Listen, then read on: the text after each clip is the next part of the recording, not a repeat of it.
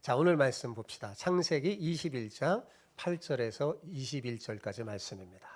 제가 한 절 읽고 여러분 한 절 읽고 교독하겠습니다. 제가 먼저 읽을게요. 아이가 자라매 젖을 떼고 이삭이 젖을 떼는 날에 아브라함이 큰 잔치를 베풀었더라.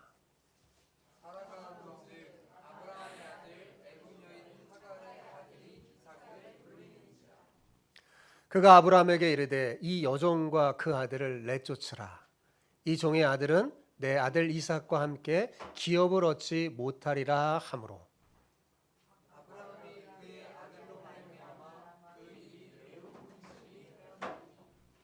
하나님이 아브라함에게 이르시되 내 아이나 내 여종으로 말미암아 근심하지 말고 사라가 내게 이른 말을 다 들으라.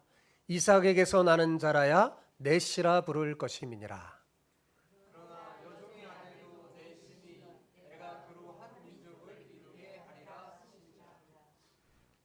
아브라함이 아침에 일찍 일어나 떡과 물 한 가죽 부대를 가져다가 하갈의 어깨에 메어주고 그 아이를 데리고 가게 하니 하갈이 나가서 부엘세바 광야에서 방황하더니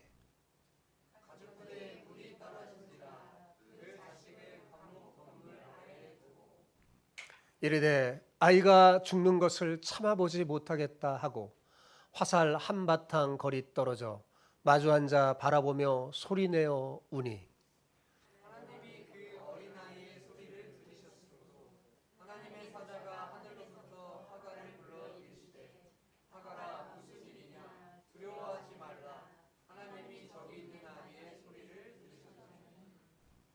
일어나 아이를 일으켜 내 손으로 붙들라. 그가 큰 민족을 이루게 하리라 하시니라.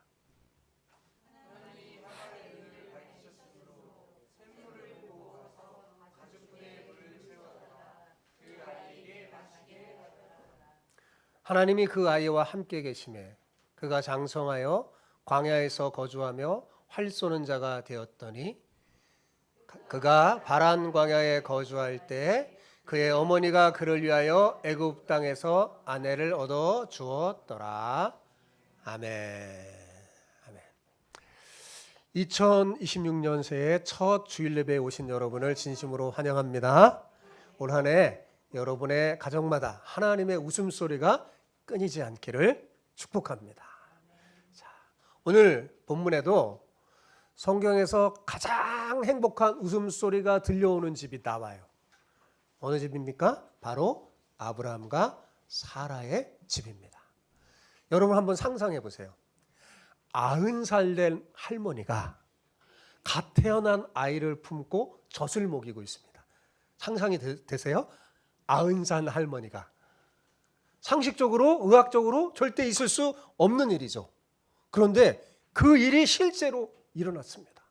사라는 아이를 품에 안고 싱글벙글 웃으면서 이렇게 말합니다. 내가 이 나이에 자식에게 젖을 먹이겠다고 누가 꿈이라도 꿨겠어? 그런데 하나님이 정말 나를 웃게 하시는구나. 그렇게 기적처럼 얻은 아들 이삭이 어느새 자라서 젖되는 날이 되었어요. 아브라함이 얼마나 기뻤던지 동네 사람들을 다 불러서 통큰 잔치를 벌였습니다.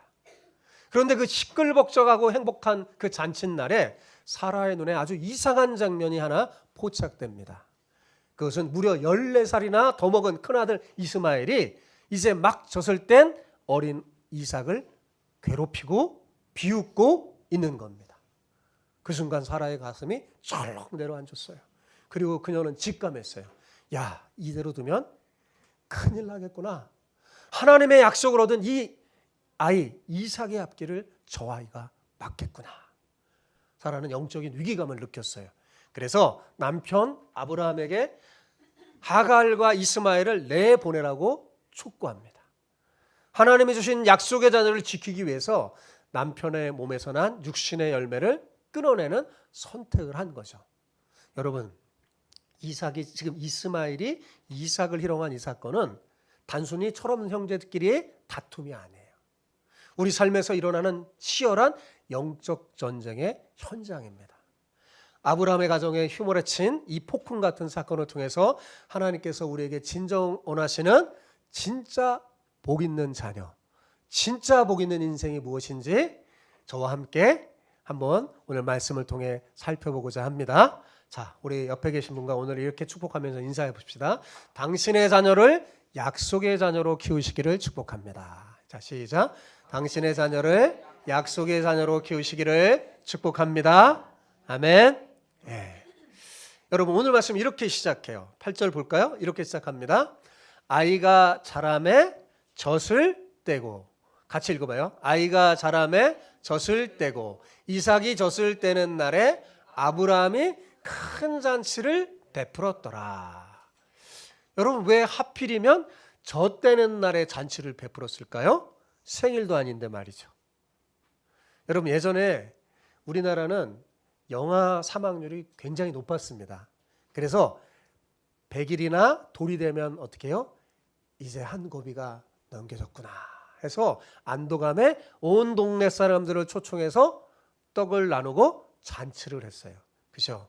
예전에는 100일 잔치 참 많이 했는데 요즘 잘 안 하는 것 같고, 그래도 돌잔치는 하죠. 예. 근데 원래 그 목적은 뭐냐면 그 전에 죽는 아이들이 너무 많아서 야, 이제 여기까지 우리 아이가 생존했으니 앞으로 건강하게 잘 자랐구나 하는 마음에서 축하 잔치를 벌린 거예요.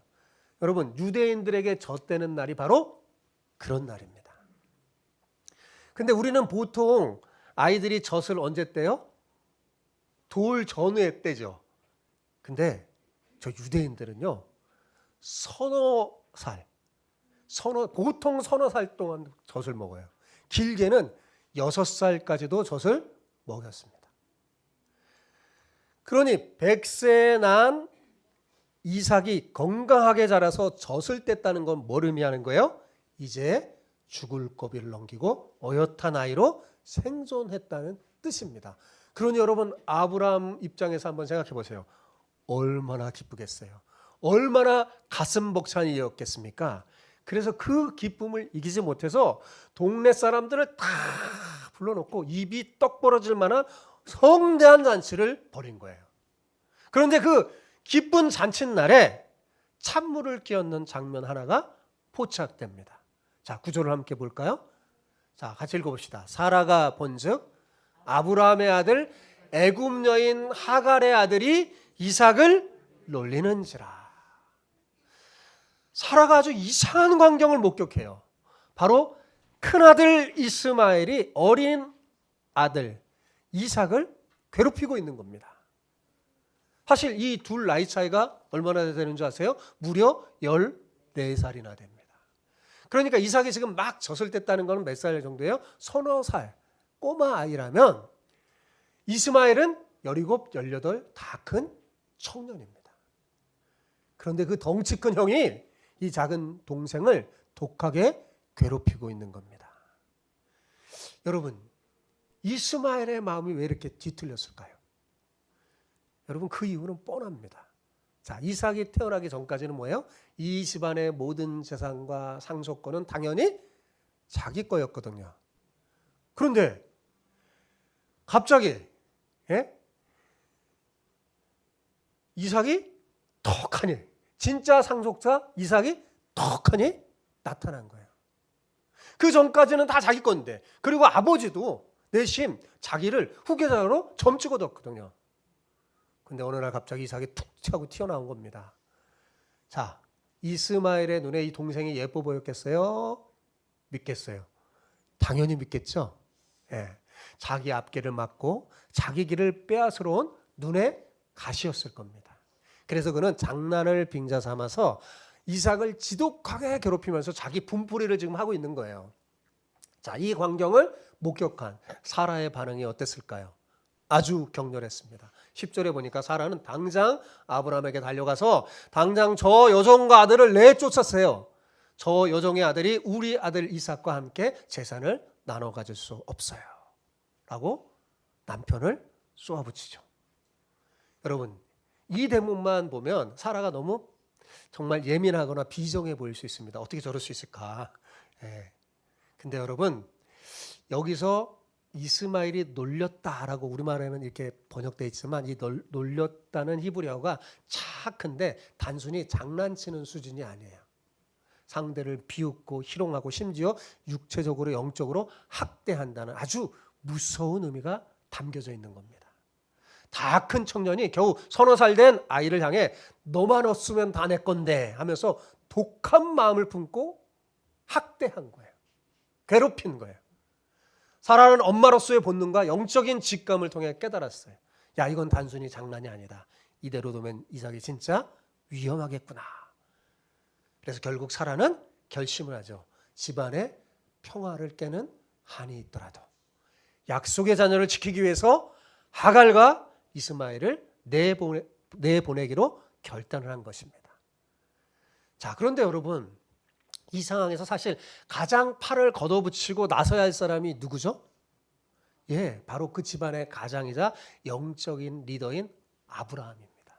그런데 오늘 본문을 보면 어때요? 아브라함은 문제를 해결하기는커녕 깊은 고민에 빠져서 쩔쩔매고 있어요. 물론 고민이 되겠죠, 여러분. 이스마엘도 자기 핏줄이니까요. 예, 그런데 여러분, 그 고민의 뿌리가 어디에 있나요? 아브라함 자신에게 있잖아요. 그죠? 예전에 사라가 믿음이 없을 때 자기 종 하갈을 통해 아이를 가지라고 남편에게 제안하잖아요. 예, 그 제안했을 때 아브라함이 어떻게 했어야 했나요? 단호하게 안 돼요. 하나님이 약속하셨으니까 우리 기다립시다 하면서 노라고 했어야지 진짜 믿음의 사람이잖아요. 그죠? 그런데 안타깝게도 그때 거절하지 못하고 덥석 수락해버린 그 인간적인 선택이 결국 오늘 뼈아픈 고민으로 되돌아와 버린 겁니다. 여러분, 우리의 삶도 똑같아요. 하나님의 말씀이 아니라 내 생각, 사람의 수단이 섞이기 시작하면 결국 이렇게 뼈아픈 고민을 마주하게 됩니다. 여러분, 조금 돌아가는 것 같아도 오직 하나님의 말씀대로 걸어가는 것만이 인생에 꼬인 실타리를 푸는 확실한 지름길인 줄을 믿으시기 바랍니다. 예. 자꾸 내 생각, 인간적인 꾀를 이렇게 섞잖아요, 우리의 인생에. 그럼 자꾸 이렇게 뼈아픈 고민으로 되돌아오는 거예요. 그래도 깨달으면 괜찮아요. 늦지 않았습니다. 어떻게 해야 돼요? 끊어내 버려야 합니다. 자, 이렇게 고민에 빠져 호적거리니까 하나님이 답답하셨던지 아브라함에게 개입합니다. 아브라함을 깨우쳐서요. 하나님이 이렇게 말합니다. 아브라함아, 그 아이나 여성 때문에 너무 고민하지 말아라. 사라의 말대로 다 들어줘라. 왜? 이삭에게서 난 자라야 진짜 내 씨라고 부를 것이다. 내가 그렇게 약속하지 않았냐? 하고 알려줘요. 이게 무슨 말이에요? 한마디로 하갈과 이스마엘을 어떻게 하라고요? 보내라 라는 말씀이잖아요. 여러분, 여기에는 하나님의 아주 깊은 뜻이 담겨져 있습니다. 단순히 집안 싸움을 하나님이 정리해 주신 게 아니에요. 이스마엘이 아무리 아브라함의 핏줄이라 해도 하나님의 언약을 이어갈 주인공은 오직 약속으로 태어난 이삭뿐이라는 것을 확실히 알려준 거예요. 헷갈리지 말라고. 그런데 참 따뜻한 장면이 나와요. 하나님은 내보내지는 이스마엘에게도 한 민족을 이루게 하겠다고 약속합니다. 걱정하지 마라. 내가 이스마엘을 돌보겠다. 하나님이 그러시는 거예요. 근데 여기서 여러분 흥미로운 점이 하나 있는데, 성경은 이삭과 이스마엘 둘 다 씨라고 부르지만 원문의 그 씨라는 의미는 완전히 다릅니다. 여러분, 이삭에게서 쓰인 씨는 뭐냐? 하나님의 복이 흐르는 약속의 씨예요. 그리고 이스마엘에게 쓰는 씨는 말 그대로 아브라함 몸에서 난 생물학적인 핏줄이라는 그 뜻입니다. 그래서 오늘 본문을 잘 보면 이스마엘이라는 이름이 잘 안 나와요. 애굽 여인 하갈의 종의 아들 이렇게 나와요. 간접적으로 표현해요. 본문의 일부러 그런 거예요. 이삭이라는 표현에서 간접적으로 표현하면서 이삭이 바로 하나님이 얘기한 약속의 아들이고 그 씨를 통해 내가 너에게 주는 복이 천하 만민에게 갈 것이라는 하나님의 분명한 뜻을 보여주신 거죠. 자, 비록 이스마엘은 그런 약속의 아들 상속자가 아닐지라도 하나님은 아브라함의 자식이라는 그 이유 하나로도 그의 인생을 책임져 주십니다. 여러분, 약속 밖에 있는 자녀도 외면하지 않으시는 그 하나님의 셈이란 사랑 그 느껴지지 않나요? 예, 하나님은 사실 모든 사람이 다 구원받기를 원하세요. 자, 이렇게 하나님의 말씀을 들은 아브라함 어떻게 합니까? 14절에 보니까 아침 일찍 일어나 그들을 내보냅니다. 여러분, 제가 아브라함의 가장 큰 장점이 뭐라고 했죠? 기억나시나요? 뭐라고 했어요? 깨닫는 순간 지체하지 않고 즉시 실행에 옮긴다는 거예요. 아브라함이 좀 답답한 점도 있고 머뭇머뭇할 때도 있는데 깨달으면 어떻게 해요? 누구보다도 신속하게 실행해 버립니다. 18년이나 끼고 살았던 아들을 내보내는 것 어찌 쉬운 일이겠습니까? 얼마나 정이 들었겠어요. 여러분, 가슴 찢어지고 눈물 나는 일이겠죠. 하지만 하나님의 뜻임을 직관하는 순간 아브라함은 지체하지 않았습니다. 아침 일찍 일어나서 행해버렸어요. 자기 살점 같은 육신의 열매를 도려내는 영적 수술을 단행한 것입니다. 여러분, 우리 신앙생활도 마찬가지예요. 여러분이 깨달았을 때, 이것이 내 신앙생활을 방해하는구나, 하나님께 나아가는데 방해하는구나 라는 것을 깨달았다면 그게 정이든 욕심이든 오랜 습관이든 어떻게 해요? 과감하게 내보내야 합니다. 잘라내야 돼요. 물론 그럴 때 아프죠. 그러나 그 아픔을 통과하지 않고는 우리는 절대로 깊은 영의 사람, 믿음의 사람 될 수가 없습니다. 특히 오늘 설교를 듣는 이 자리에 계신 가장된 남자 성도 여러분, 오늘 아브라함처럼 결단하시기 바랍니다. 내 자녀와 가정을 영적으로 바로 세우고 싶습니까? 그렇다면 가장인 내가 먼저 하나님보다 더 사랑했던 것들을 또 내 힘으로만 이루려고 했던 그 육신의 욕심들을 단호하게 내보내길 바랍니다.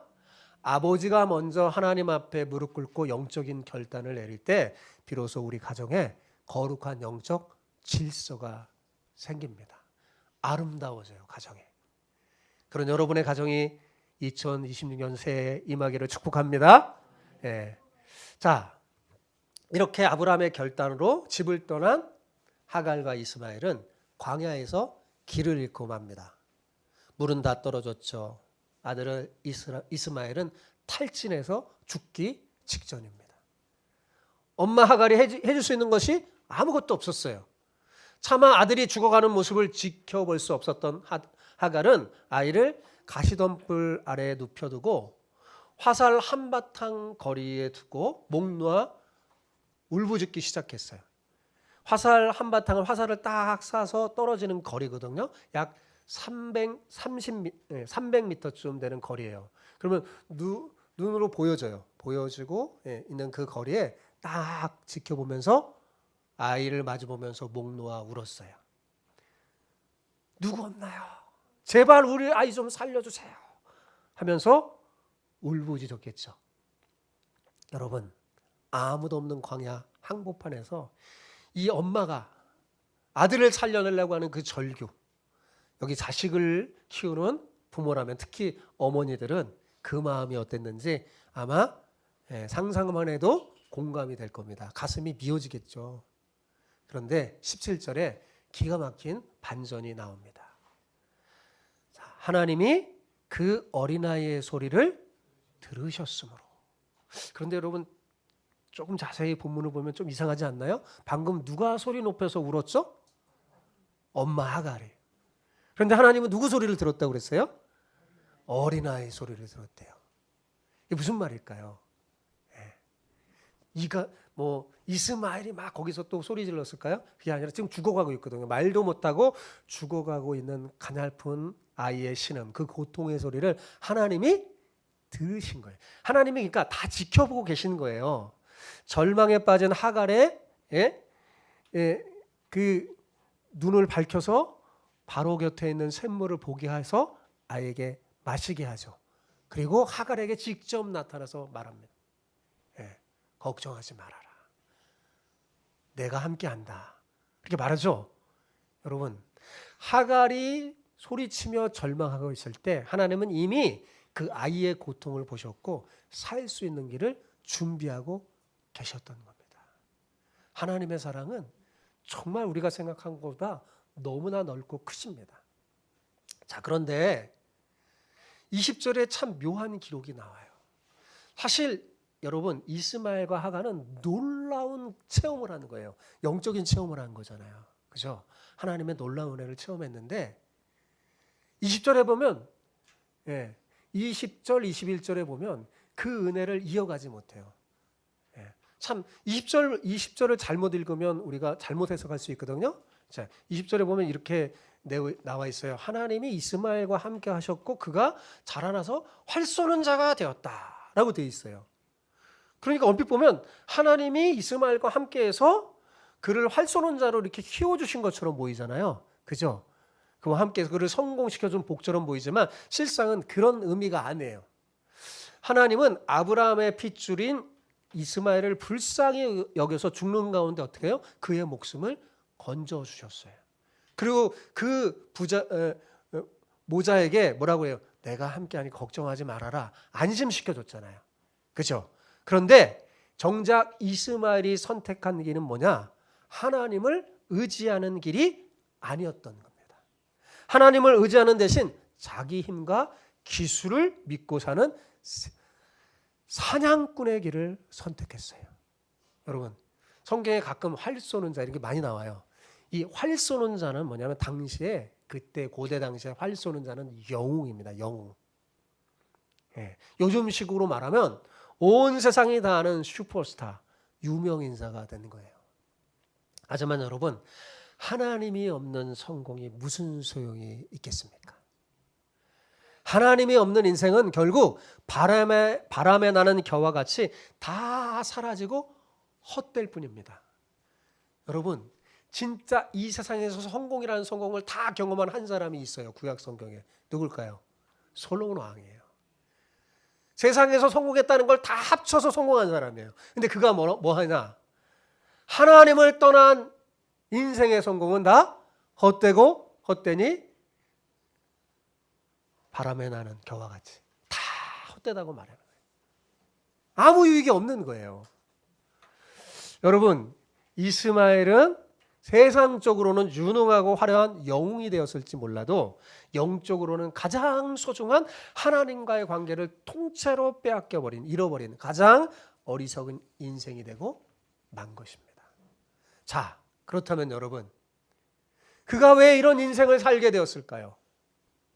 성경은 그 이유가 어머니 하갈의 영향 때문이었다고 넌지시 알려줍니다. 자, 21절 볼까요? 자, 21절 같이 읽어봅시다. 시작. 그가 바란 광야에 거주할 때 그의 어머니가 그를 위하여 애굽 땅에서 아내를 얻어 주었더라. 여기 잘 보세요. 제가 일부러 빨간 했죠. 여러분, 만약 이 하갈이 자기 아들을 살려주신 하나님의 은혜를 기억하고 아들을 아브라함 자손답게 하나님을 경외하며 살도록 가르쳤다면 어땠을까요? 지금 비록 아브라함의 그 집에 떠났지만 그 어머니가 야, 하나님이 우리 아들과 함께 한다고 그랬어요. 그래서 이스마엘에게 말하는 거죠. 이스마엘아, 잊지 마라. 너는 아브라함의 자손이야.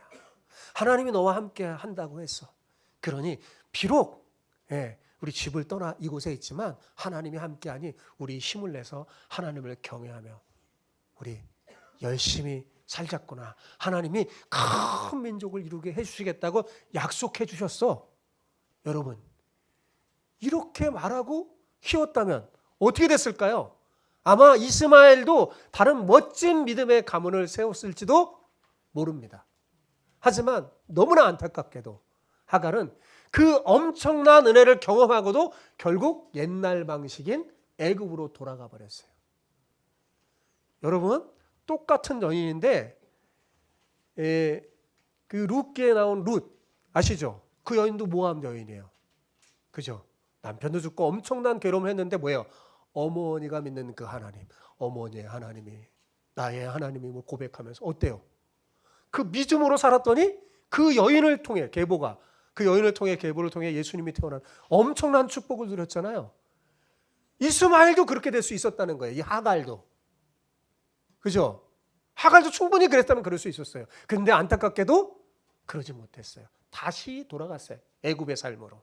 그래서 아들의 배우자를 구할 때도 어떻게 해요? 기도하면서 믿음의 가문을 찾는 게 아니라 어떻게 해요? 자기 고향인 애굽 땅에서 세상의 조건에 맞는 여자를 데려온 겁니다. 그것도 오늘 성경 보니까 이스마엘이 자기 좋아서 그런 게 아니라 어머니가 그렇게 한 거예요. 그죠? 어머니가 애굽 여자를 데려온 거예요. 네. 이렇게 아들을 세상 방식으로 키운 결과 이스마엘은 하나님의 언약 밖에서 겉도는 인생이 되고 만 것입니다. 창세기에 나오는 리므롯을 닮아버리게 되고 말았어요. 자, 반면 이삭은 어떻습니까? 그는 형처럼 활은 잘 쏘지 못해도 또 세상적인 힘을 과시하는 그런 능력이 없었습니다. 하지만 그는 철저히 하나님의 약속 안에 머물렀어요. 어머니 사라를 통해서 말씀의 아들로 양육된 겁니다. 여러분, 이스라엘 어머니들은 사명이 하나 있었어요. 믿음을 가진 이스라엘 어머니들의 사명이 뭐냐면 아이가 어렸을 때 품에 안고 말씀의 아들로 양육하는 거예요. 그래서 하나님의 말씀을 끊임없이 읽어주고 외우게 하고 암송해요. 훨씬 많이 엄마하고 있잖아요. 그리고 이제 저녁에 들어오면 아빠하고 세상 일을 토론하면서 하브르타 교육을 시키는 거죠. 그렇게 말씀의 아이로 이삭은 자라난 것입니다. 그 결과 어때요? 이삭은 훗날 예수님을 예표하는 하나님 나라의 영웅이 됩니다. 세상 사람들은 활 잘 쏘는 이스마엘에게 환호하겠지만 하나님은 당신의 약속을 품고 묵묵히 걷는 이삭을 통해 역사를 써내려고 하십니다. 여러분, 세상에서 유명한 명궁이 되는 것보다 훨씬 더 중요한 것이 있습니다. 그것은 바로 하나님의 약속을 이어가는 믿음의 주인공이 되는 거예요. 부디 여러분의 자녀를 세상의 영웅이 아니라 하나님 나라의 주인공으로 키우시기를 부탁드립니다. 자, 오늘 우리는 본문에서 두 어머니를 봤어요. 여러분, 자식을 잘 키우고 싶은 마음 어때요? 사라나 하갈이나 똑같습니다. 하지만 결정적인 차이가 있어요. 사라는 하나님의 말씀으로 양육했고 하갈은 세상의 방식으로 자녀를 키웠다는 점입니다. 여러분은 지금 여러분의 자녀를 어떻게 키우고 있습니까? 하나님의 약속을 붙드는 말씀의 자녀입니까? 아니면 세상에서 잘 나가는 영웅입니까? 여러분, 예수님은 분명히 말씀하셨어요. 살리는 것은 영이니 육은 무익하니라. 여러분, 세상에서 아무리 좋은 거 누려도요, 육체는 결국 썩어 없어지는 것들입니다. 다 사라질 것들이에요. 하지만 영은 우리를 영원히 살게 합니다. 여러분, 우리 자녀에게 물려줄 진정한 유산은요, 세상의 성공이 아니에요. 그 얼마 못 갑니다. 다 내려와야 돼요. 우리가 정말 자녀에게 물려준 유산은 뭐냐? 변치 않는, 끝까지 변치 않은 영원한 생명의 약속입니다. 믿음을 물려주시기 바랍니다. 하나님의 약속을 붙잡고 하나님 나라 주인공이 되도록 키우세요. 여러분은 그렇게 하면 실제로 키우는 것은 하나님이 하시는 거예요. 여러분, 제가 성경을 목사가 돼서 설교하고 묵상하고 있는 가운데 참 자녀가 어떻게 키워지느냐 하는 것은 부모, 특히 어머니의 영향이 크다는 것을 깊이 깨닫게 됩니다. 그래서 그런지 잠언에 보면 이런 얘기가 나와요. 지혜로운 여인은 집을 세우지만 미련한 여인은 자기 손으로 집을 허문다고 경고합니다. 무슨 말이에요? 어머니의 믿음이 자녀의 운명을 결정짓는다는 말이에요. 여러분, 실제로 성경을 보면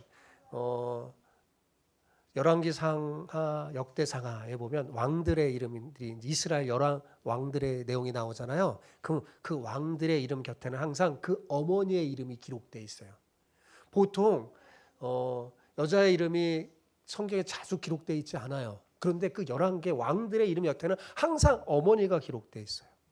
왜 그럴까요? 그 어머니의 영향을 받은 거예요. 어머니가 믿음이 좋고 기도의 어머니면 그 아들은요, 하나님 보시기에 좋은 왕이 됩니다. 성군이 돼요. 반대로 어머니의 욕심이 아들을 망쳐서 폭군이 되게 하죠. 네, 폭군이요.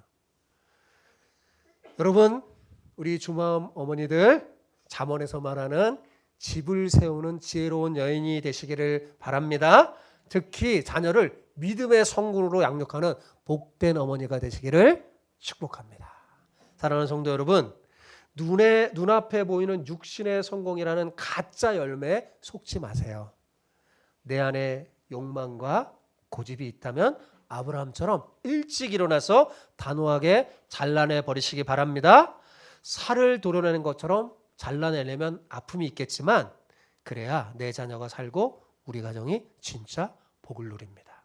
세상의 명궁이 되기보다 하나님의 약속의 자녀로 키우시는 여러분 되시기 바랍니다.